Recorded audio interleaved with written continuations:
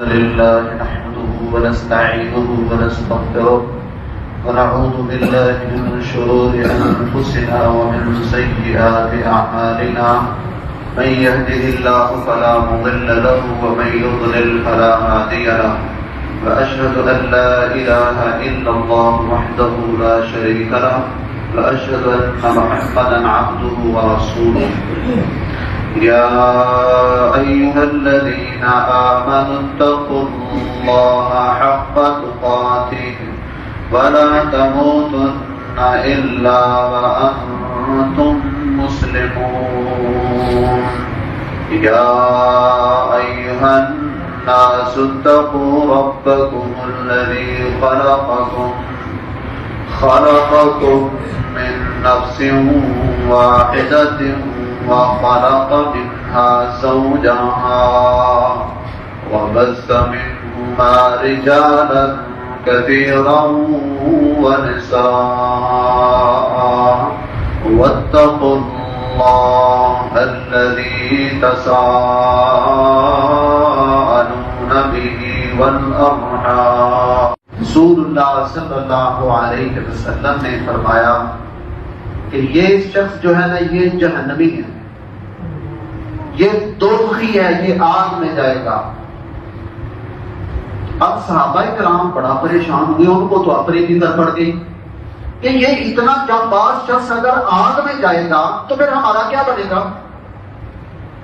خیر ایک شخص، ایک صحابی وہ کہنے لگا اچھا میں اس کا پیچھا کرتا ہوں. رسول اللہ صلی اللہ علیہ وسلم نے اس کو جو جہنمی کہا ہے تو ایسے ہی تو نہیں نہ کہا، کوئی مسئلہ تو ہوگا. وہ اس کے پیچھے چل پڑا. اب وہ شخص لڑتا زخمی ہو گیا. زخموں کی جب تکلیف اس کو شدید ہوئی تو اپنی تلوار اس نے اپنے پیٹ پر رکھی اور اس پر اس نے اپنا وزن ڈالا، اس پر جھول گیا اور اس طرح سے اس نے اپنے آپ کو اپنی ہی تلوار سے مارا. یہ صحابی یہ ماجرا دے کر واپس آیا رسول اللہ صلی اللہ علیہ وسلم کے پاس اب آ کر کہنے لگا اشہد انک رسول اللہ، میں گواہی دیتا ہوں کہ آپ واقعی اللہ کے رسول ہیں. میں گواہی دیتا ہوں کہ آپ واقعی اللہ کے رسول ہیں. آپ کے پاس واقعی آسمان سے وحی کی اطلاع اور پکی رپورٹ ہوتی ہے اللہ کی طرف سے. جب اس نے یہ بات کہی تو آپ صلی اللہ علیہ وسلم نے پوچھا کہ کیا مسئلہ ہے، کیا دیکھا تم نے؟ کہا جی وہ جس کے بارے میں آپ نے کہا وہ جہنمی ہے. اس نے خود خوشی کر لی.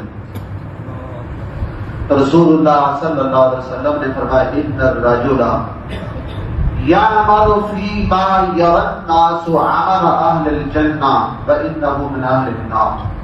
بعض لوگوں کے دیکھنے میں جنتیوں والے اعمال کر رہے ہوتے ہیں، وہ جہنمی ہیں.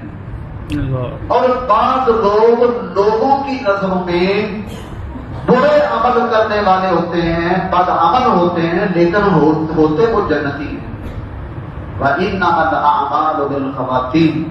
اور پھر فرمایا کہ عملوں کا دار و مدار وہ خاتمے پر ہے. سمجھ آ رہی ہے سب کو؟ عملوں کا دار و مدار خاتمے پر ہے. اور ساتھ یہ بھی فرمایا إِنَّ اللَّهَ لَيُؤَيِّدُ الدِّينَ بِالرَّجُلِ الْفَاجِرِ. اللہ تعالیٰ اپنے دین کو طاقت پہنچاتا ہے، اپنے دین کی مدد کروا لیتا ہے بدکردار آدمی کے ذریعے سے بھی. تو میرے بھائیوں اس واقعے سے آپ کو یہ بات سمجھ آ گئی اچھی طرح سے کہ عملوں کا دار و مدار وہ خاتمے پر ہے. اور یہ شخص جو رسول اللہ صلی اللہ علیہ وسلم کے ساتھ لڑ رہا تھا اس کا خاتمہ برا ہوا ہے. لوگوں کے دیکھنے کے مطابق یہ بہت اچھا کام کر رہا تھا، لیکن اندر کی نیت اور اندر کے معاملات اور جذبات اور مقاصد اس کا اثر پتہ اللہ تعالیٰ کو ہوتا ہے. تو میرے بھائیوں ایک طرف یہ ہے جس کا خاتمہ برے عمل پر خود خوشی کے ساتھ ہوا ہے، اور ایک طرف وہ ہے جو حج کر رہا تھا، حج کرتے ہوئے اونٹنی سے وہ گر گیا، اپنی سواری سے اونٹنی سے گر گیا اور اس کا منکا ٹوٹ گیا اور وہ مر گیا. رسول اللہ صلی اللہ علیہ وسلم نے فرمایا اس کو کفن دو اس کی تیاری کراؤ اور اس کو اس کی احرام کی چادروں میں ہی کفن دے دو اور اس کا سر ننگا رہنے دو، اس کو خوشبو نہ لگاؤ، فإنه يبعث يوم القيامة ملبيا، یہ قیامت کو لبیک پڑھتا اٹھے۔ سبحان اللہ۔ یہ دیتا نا، حلال مال خرچ کر کے نیک نیت کے ساتھ اپنے گناہ معاف کروانے کے لیے، اپنے رب کو خوش کرنے کے لیے یہ حج کرنے آیا ہوا تھا۔ رسول اللہ صلی اللہ علیہ وسلم نے اس کی گواہی دی، اس کا سر نہ ڈانپنا، یہ قیامت کو لبیک پڑھتا ہوا اٹھے گا۔ وجہ کیا ہے؟ اس کا خاتمہ اچھا ہوا ہے، تو عملوں کا دار و مدار خاتمے پر ہے۔ رسول اللہ صلی اللہ علیہ وسلم نے فرمایا، من قتل نفسه بحدیدۃ فحدیدته فی یدہ یجع بها فی بطنہ فی نار جہنم خالدا مخلدا۔ یہ حدیث صحیح بخاری میں ہے۔ جس شخص نے لوہے کی کسی چیز کے ساتھ، کسی چھری کے ساتھ خودکشی کی، اپنے پیٹ کو پھاڑ لیا، تو قیامت کے دن اس کا جو وہ لوہا ہے، وہ چھری اس کے ہاتھ میں ہوگی، جہنم کی آگ میں اس چھری کے ساتھ وہ اپنے پیٹ کو پھاڑتا رہے گا ہمیشہ ہمیشہ۔ اور وَمَن تَرَدَّى مِن جَبَلٍ، اور جس نے کسی اونچائی سے گر کر خودکشی کر لی، تو فَهُوَ يَتَرَدَّى فِي نَارِ جَهَنَّمَ خَالِدًا مُخَلَّدًا، قیامت کے دن اللہ اس کے لیے بندوبست کر دے گا اونچائی سے گرنے کا، وہ جہنم میں اونچائی سے گر کر اپنے آپ کو مارتا ہی رہے گا۔ اور اسی طرح وَمَن قَتَلَ نَفْسَهُ بِسَمٍ، جس نے اپنے آپ کو زہر کے ساتھ مار لیا، تو فَسَمُّهُ فِي يَدِهِ يَتَحَسَّاهُ فِي نَارِ جَهَنَّمَ خَالِدًا مُخَلَّدًا، تو اس کا زہر کا پیالہ اس کے ہاتھ میں ہوگا، جہنم کی آگ میں وہ ہمیشہ اس کو پیتا رہے گا۔ تو میرے بھائیوں، تو خاتمہ جو ہے یہ اچھا جو ہے، یہ بڑی سعادت کی علامت ہے۔ رسول اللہ صلی اللہ علیہ وسلم نے فرمایا، اذا قاتل المسلمان بسیفیہما فالقاتل والمقتول بالنار، جب دو مسلمان تلوار لے کر ایک دوسرے کو قتل کرنے کے درپے ہوں، وہ اس کو تلوار سیدھی کیے کھڑا ہے، وہ اس کو تلوار سیدھی کیے کھڑا ہے، وہ اس کو پسٹل سیدھا کیے کھڑا ہے، اس نے اس کو گن سیدھی کی ہوئی ہے، تو فرمایا دونوں ہی جہنمی ہیں، قاتل بھی جہنمی ہے، مقتول بھی جہنمی ہے۔ لوگوں نے کہا قاتل کا جہنمی ہونا تو سمجھ آتا ہے، مقتول جہنمی کیوں ہے؟ فرمایا انہ کان حریص علی قتل صاحبہ، وہ اپنے ساتھی کو قتل کرنے کا حریص تھا۔ جو قاتل ہے وہ تو جہنمی ہے، جو مقتول ہے، جو قتل ہو گیا، جو مظلوم ہے، وہ جہنمی کیوں ہے؟ وہ جو مظلوم ہے نا، وہ بھی ظالم بننے کی نیت رکھتا تھا، اس کی بھی نیت رکھتا تھا کہ میں اس کو مار دوں، تو اس گندی اور بری نیت پر وہ قتل ہو گیا ہے، اس لیے وہ بھی جہنمی۔ تو ہمیں اپنے خاتمے کی میرے بھائیوں فکر کرنی چاہیے۔ آپ کہیں گے ہم اپنے خاتمے کی فکر کیسے کر سکتے ہیں؟ یہ تو اللہ کے ہاتھ میں، کس کا خاتمہ کس عمل پر ہونا ہے یہ تو ہمارے بس میں نہیں ہے۔ میرے بھائیوں یہ ہمارے بس میں ہے۔ کیسے بس میں ہے؟ چند ایک باتیں عرض کرتا ہوں۔ پہلی تو یہ ہے کہ ہم دعا کرتے رہیں، اللہ تعالیٰ سے یہ دعا کریں کہ اللہ تعالیٰ خاتمہ بالخیر فرمائے، جس طرح یوسف علیہ السلام کی جو دعا سورۃ یوسف کے آخر میں ہے، انت ولی فی الدنیا والآخرہ توفنی مسلما والحقنی بالصالحین، اے میرے مولا تو ہی میرا مددگار ہے، دنیا میں بھی اور آخرت میں بھی۔ غور کریں ذرا، اے اللہ انت ولی، تو ہی میرا مددگار ہے۔ آج لوگوں نے اور بھی کوئی مددگار بنا رکھے ہیں، کوئی اپنے پیر استاد کی مدد کا نعرہ لگاتا ہے، کوئی یاری مدد کا نعرہ لگاتا ہے۔ اب اللہ تعالیٰ کے پیغمبر جو ہیں وہ کس سے مدد مانگ رہے ہیں؟ رسول اللہ صلی اللہ علیہ وسلم بدر کے میدان میں کھڑے تھے اور وہاں پر دعا کر رہے تھے، یا اللہ یہ تھوڑے سے بندے لے کر میں میدان میں آیا، اگر آج یہ جنگ ہار گئے تو پھر تیری عبادت نہیں ہوگی۔ اتنے جذبوں کے ساتھ یہ چند بندے تیار ہو گئے جن کو ان کے وطن سے نکال دیا گیا، اور کفر اور اہل کفر اتنے تگڑے تھے کہ وہ ان کو ان کے وطن میں ٹکنے نہیں دے رہے تھے۔ اب اگر یہاں پر یہ مغلوب ہو گئے تو کفر چڑھ جائے گا، تیری عبادت نہیں ہوگی۔ تو اے مولا جس مدد کا تو نے وعدہ کیا تھا آج وہ اپنی مدد اور نصرت نازل فرما دے۔ رسول اللہ صلی اللہ علیہ وسلم نے مدد کیسے مانگی؟ ان کو کہنا چاہیے تھا نا اپنے ساتھیوں کو نعرہ لگاؤ یا رسول اللہ مدد، کہنا چاہیے تھا کہ نہیں؟ اور ابو بکر و عمر رضی اللہ تعالیٰ عنہ کو بھی اتنی سینس ہونی چاہیے تھی نا جتنی آج کے ان لوگوں کو ہے، ان کو بھی نعرہ لگانا چاہیے تھا یا رسول اللہ مدد۔ کسی نے نہیں نعرہ لگایا، سب اللہ تعالیٰ سے مدد مانگ رہے تھے۔ کیوں؟ رسول اللہ صلی اللہ علیہ وسلم جو لیڈر اور راہبر اور سپاہ سالار تھے وہ یہ تعلیم دے رہے تھے کہ مشکل موقع پر مدد مانگنی ہے تو پروردگار عالم سے مانگنی ہے، مدد کرتا ہے تو وہی کرتا ہے۔ اپنی بساط اور قوت اور پہنچ کی حد تک تو ہم ایک دوسرے کی مدد کر سکتے ہیں، لیکن غائبانہ مدد سے اللہ ہی کرتا ہے۔ تو یوسف علیہ السلام نے دعا کی انت ولی فی الدنیا والآخرہ، اے اللہ تو ہی میرا مددگار ہے دنیا میں اور آخرت میں۔ توفنی مسلما والحقنی بالصالحین، مجھے موت آئے تو تیرا نہایت فرما بردار ہونے کی صورت میں، والحقنی بالصالحین، اور مجھے پھر صالحین کا ساتھ بھی نصیب کر دینا۔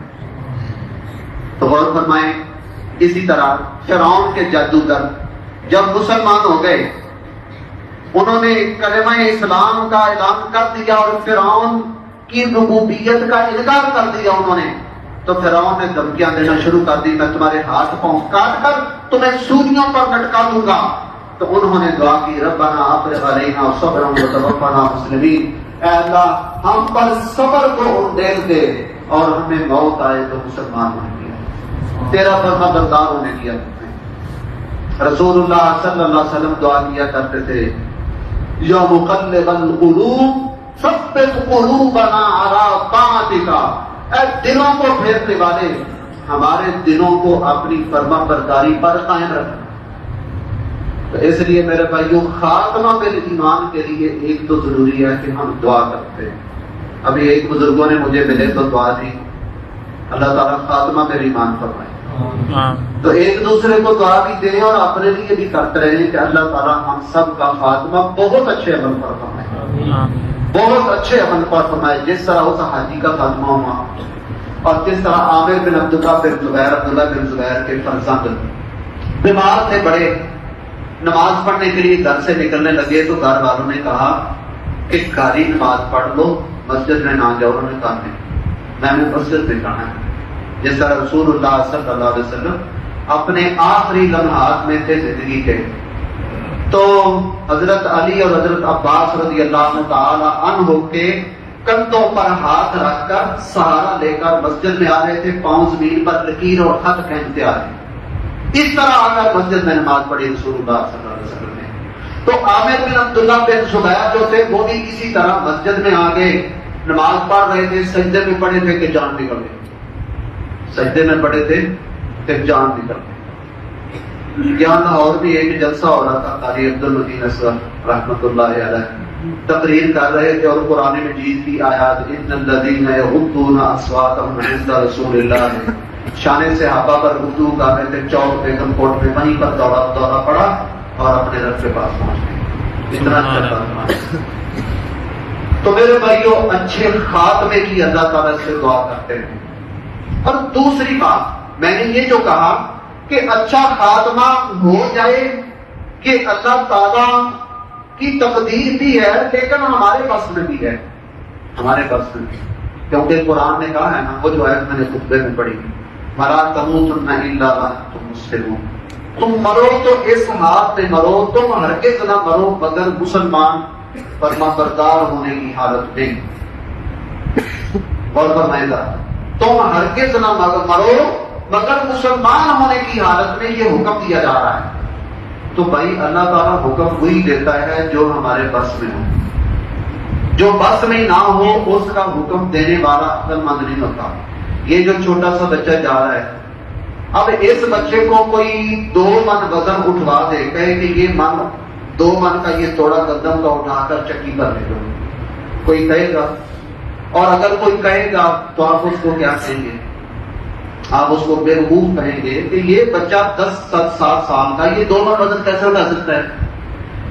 تو جب ہم میں سے کوئی عقل مند کسی بچے کو اس کی طاقت سے زیادہ بوجھ نہیں لاتا، نہیں اس پر رکھتا، تو اللہ تعالیٰ ہماری طاقت سے زیادہ بوجھ ہم پر کیسے ڈال سکتے ہیں؟ تو پھر اللہ تعالیٰ کا یہ کہنا کہ تم مرو تو مسلمان ہونے کی حالت میں مرو، ولا تموتن الا وانتم مسلمون، تم نے مرنا نہیں مگر اس حالت میں کہ تم مسلم ہو۔ اور مسلم کا معنی جو ہے وہ ہمارے والے یہ مسلمان نہیں ہے۔ رسول اللہ صلی اللہ علیہ وسلم نے فرمایا انما المؤمن کالجمل العنف حيثما نقيدا قادا، مسلمان کون ہوتا ہے؟ مسلمان کی مثال اس اونٹ کی طرح ہے جس کو نکیل ڈال کر مالک نے رسی پکڑی ہوئی ہے، جس طرف وہ اونٹ کو موڑتا ہے اس طرف پیچھے چل پڑتا ہے، یہ ہوتا ہے مومن۔ رسول اللہ صلی اللہ علیہ وسلم کے ہاتھ میں ہماری نکیل ہے، ہمیں وہ جس طرف چلائیں، اگر تو ہم چل پڑے تو ہم مومن اور مسلم ہیں، اور اگر وہ کسی اور طرف کھینچے ہم کسی اور طرف جائیں، وہ مسجد کی طرف کھینچے ہم سینما کی طرف جائیں، وہ نماز کی طرف بلائیں ہم دکان کی طرف جائیں، وہ قرآن سننے کی طرف بلائیں ہم موبائل اور اینکروں کی باتیں سننے میں لگے رہیں، تو پھر ہم کس بات کے مومن اور مسلم ہیں؟ وہ اپنا لباس، اپنی حجامت، اپنے طریقے، اپنے اسوہ حسنہ کے مطابق بنانے کی کوشش کرے اور ہم انگریز بننے کی کوشش کریں، وہ عزت کا پردے کا لباس پہننے کا حکم دیں اور ہم پینٹ شرٹ ٹائٹ کر کے پہنے، کپڑا ٹخنوں سے مرد نیچے رکھیں اور عورتیں جو ہے وہ ٹخنوں سے اوپر جو ہے نا وہ رکھ کر جو ہے نا وہ چلیں، تو پھر ہم مومن اور مسلم کس طرح کے ہیں؟ وَلَا تَمُوتُنَّ إِلَّا وَأَنْتُمْ مُسْلِمُونَ، فرمایا تم مرو تو مسلم ہونے کی حالت میں مرو۔ اس کا مطلب یہ ہے کہ خاتمہ بالخیر ہمارے ہاتھ میں ہے۔ وہ کیسے؟ وہ اس طرح سے کہ عمل کے اندر تسلسل اختیار کرو، عمل میں رمضان المبارک میں روزے رکھے، تہجدیں پڑھی، قیام اللیل کیا، صدقے خیرات کیے، فطرانے دیے، تلاوت کی، ذکر اذکار کیے، تو یہ جو خیر کے اچھائی کے اعمال ہیں ان کو جاری رکھیں، تو پھر انشاءاللہ خاتمہ پہ ایمان ہو جائے گا انشاءاللہ۔ اور اگر ہم ان کو جاری نہیں رکھیں گے، رمضان المبارک گزرتا گیا اور وہ ساری چیزیں پھر سے ریورس ہو گئی، وہ نمازیں بھی گئی، وہ تہجدیں بھی گئیں، وہ تلاوتیں بھی گئیں، وہ صدقے خیرات بھی گئے، وہ مسجد میں آنا جانا بھی ختم، وہ روزے کا سلسلہ بھی مکمل ختم، تو پھر میرے بھائیوں آپ خود ہی اندازہ لگا لیں، آپ کوئی چیز خریدیں وہ صرف 1 مہینہ چلے اور پھر چلے ہی نہ۔ ہاں آپ نے یہ مائک لیا 1 مہینہ چلے پھر چلے ہی نہ، تو بھائی یہ مائک پھر آپ کو پسند آئے گا؟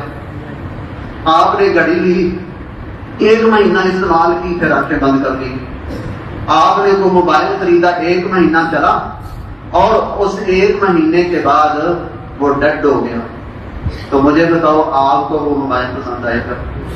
ہاں تو پھر جو مسلمان رمضان کی عبادت کرے، رب رحمان کی عبادت نہ کرے، 1 مہینہ صرف وہ عبادت اور نمازیں یہ سارا سلسلہ چلائے اور اس کے بعد وہ فارغ ہو جائے، تو یہ شخص اللہ تعالیٰ کو پسند آئے گا؟ نہیں۔ لکھا تو ہوتا ہے نا، یا اللہ مجھے ایسا بنا دے تجھے پسند آ جائے، تو پسند آنے والے کام تو کریں بھائی، پسند آنے کے لیے کچھ کرنا پڑتا ہے۔ ہاں کسی کا کوئی رشتہ دیکھنے کے لیے جاتا ہے تو آپ پسند آنے کے لیے کو بڑھنا سمجھنا تو پڑتا ہے نا، اور اگر منہ جو ہے وہ دھوئے کو 10 دن ہو گئے ہیں، ہاں تو پھر کون پسند کرے گا؟ تو بھائی اللہ کو پسند آنے کے لیے، اس کے حبیب صلی اللہ علیہ وسلم کو پسند آنے کے لیے کوئی اپنی شکل بھی اس طرح کی بنائیں، اسوہ حسنہ کے مطابق وہ اپنے عمل اچھے بنائیں تو پھر پسند آئیں گے۔ جو چیز 1 مہینہ چلتی ہے وہ نہیں پسند آتی، اس کو رتی کی ٹوکری میں پھینک دیا جاتا ہے یا اس کو کسی کباڑ میں پھینک دیا جاتا ہے، وہ پسند نہیں آتی۔ اس بات کو آپ سمجھیں۔ تو اس لیے میرے بھائیوں تسلسل کے ساتھ یہ کام جو آپ نے شروع کیے ہیں ان کو کرتے چلے گئے۔ نماز پڑھتے ہوئے ایک نقطہ میرے ذہن میں آیا، جیسے وہ کہتا ہے نا، آتے ہیں غیب سے یہ مذامی خیال میں غالب سعی خامہ نوائے سروش ہے۔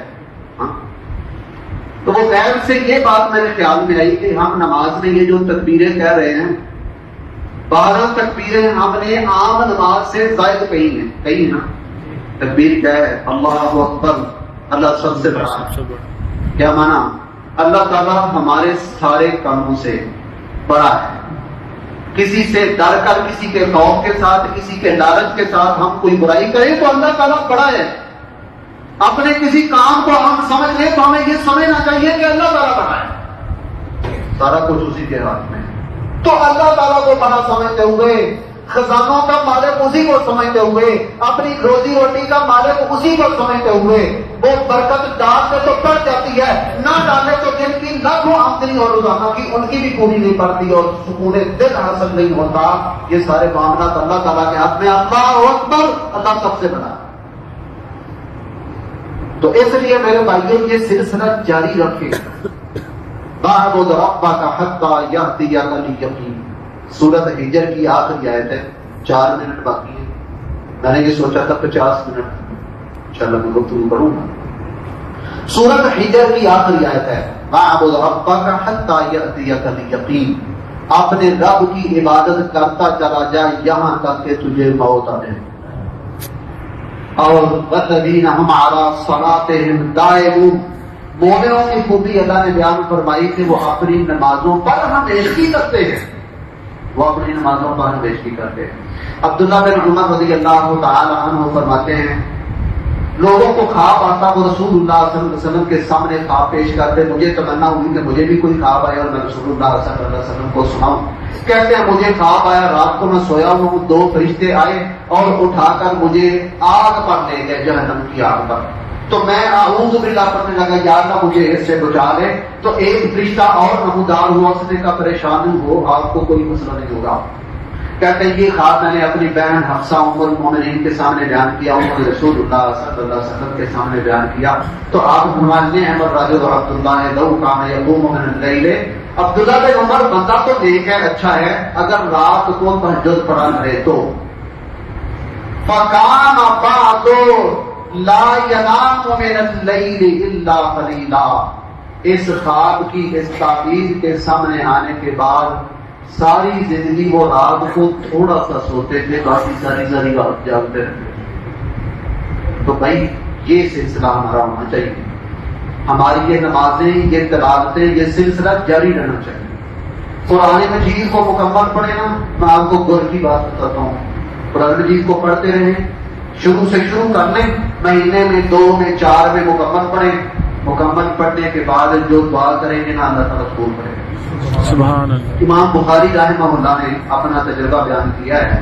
اتقوا لختمۃ دعوۃ مستجابہ. جب بھی قرآن مجید مکمل ختم کرے نا تو اس کے بعد دعا قبول ہوتی ہے. اور میں نے واقعہ پڑھا حضرت علامہ احسان علیہ ظہیر شہید رحمۃ اللہ علیہ، شیخ اوپر جیل کے اندر قید تھے. قادیانیوں کے خلاف، جھوٹے نبی کے پیروکاروں کے خلاف مضامین لکھنے کی وجہ سے حکومت پاکستان نے قید میں ڈال دیا. قید میں کو مہینہ 2 رہے تو قرآن مجید جیل کے اندر ہی مکمل پڑھا اور پڑھ کر دعا کی کہ یا اللہ یہاں رہ کر بڑا دل تنگ ہو گیا ہے اور گھر کے حالات بھی کمزور ہو گئے ہیں، مخدوش ہو گئے ہیں، تو یا اللہ کو آسانی کی سبیل پیدا فرما. یہ دعا کی، رات سو گئے، صبح اٹھے تو رہائی کے اندر آ گئے. رہائی کے اندر ہوئے، جیل سے باہر نکلے. ان کے چھوٹے بھائی ڈاکٹر فضل بھائی ان کو لینے کے لیے آئے. گاڑی میں بیٹھے تو انہوں نے ایک لفافہ پیش کیا. وہ لفافہ شاہ فیصل شہید کی طرف سے تھا. لکھا تھا کہ یہ 1 لاکھ ریال میں آپ کو بھیج رہا ہوں. آپ ہماری مدینہ یونیورسٹی کے بڑے لائق طالب علم رہ چکے ہیں. آپ نے القادیانیہ جو کتاب لکھی ہے، اس کتاب کی وجہ سے یوگنڈا میں بہت سے لوگ جو مرتد ہو گئے تھے دوبارہ تو مسلمان ہو گئے.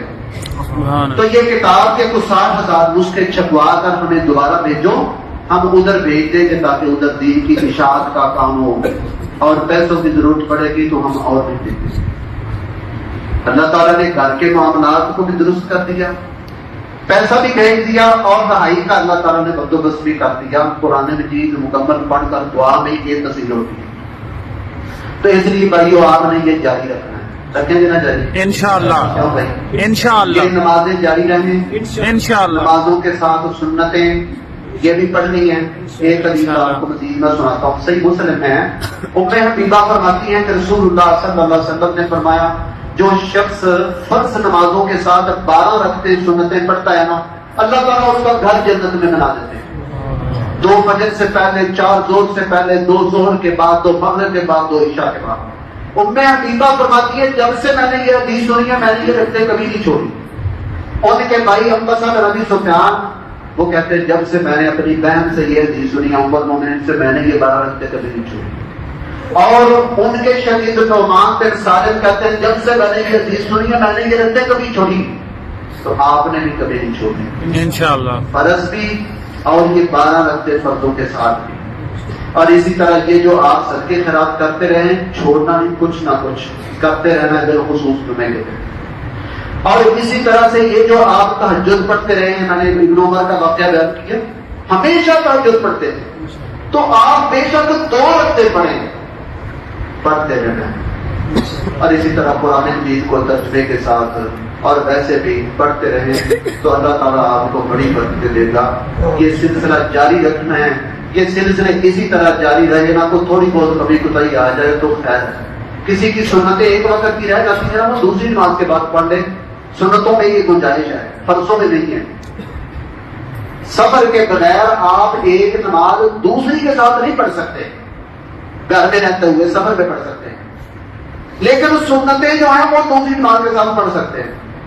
تو اس لیے چھوڑنی نہیں، لیٹ ہو جائے تو اگلی نماز کے ساتھ پڑھ لیں، اگلی کے ساتھ پڑھ لیں۔ اللہ تعالیٰ سمجھنے کی عمل کی توفیق عطا فرمائے، آمین۔ الحمدللہ۔